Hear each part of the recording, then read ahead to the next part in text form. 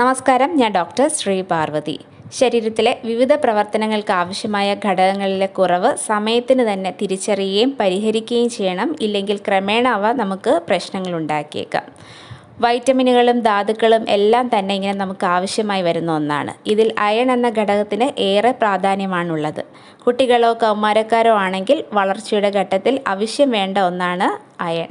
Haemoglobin ഉൽപ്പാദനം നടത്താൻ iron ഒരു സുപ്രധാന പങ്ക് വഹിക്കുന്നുണ്ട്. ഹീമോഗ്ലോബിൻ ആവശ്യത്തിനില്ലെങ്കിൽ വിളർച്ചയിലേക്ക് നയിക്കും. വിളർച്ച അഥവാ അനീമിയ തന്നെയാണ് അയണിൻ്റെ കുറവ് മൂലമുണ്ടാകുന്ന വലിയൊരു പ്രശ്നം. അയൺ കുറഞ്ഞാൽ ആരോഗ്യത്തെ അത് പല രീതിയിൽ ബാധിച്ചേക്കാം. ഇതിൻ്റെ ഭാഗമായിട്ട് ശരീരത്തിൽ പല ലക്ഷണങ്ങളും പ്രകടമായിട്ട് വരാം. ഇതിലൊന്നാണ് എഴുന്നേൽക്കുമ്പോൾ പെട്ടെന്ന് തലകറക്കം തോന്നുന്ന അവസ്ഥ. ഇയർ ബാലൻസിൻ്റെ പ്രശ്നമുള്ളവരിലും ഇതുപോലെ തലകറക്കം അനുഭവപ്പെടാം. എന്നാൽ അയണിൻ്റെ ഡെഫിഷ്യൻസി മൂലവും ഇതുപോലെ തലകറക്കം വരാം. എവിടെയെങ്കിലും ഇരുന്നിട്ടോ കിടന്നിട്ടോ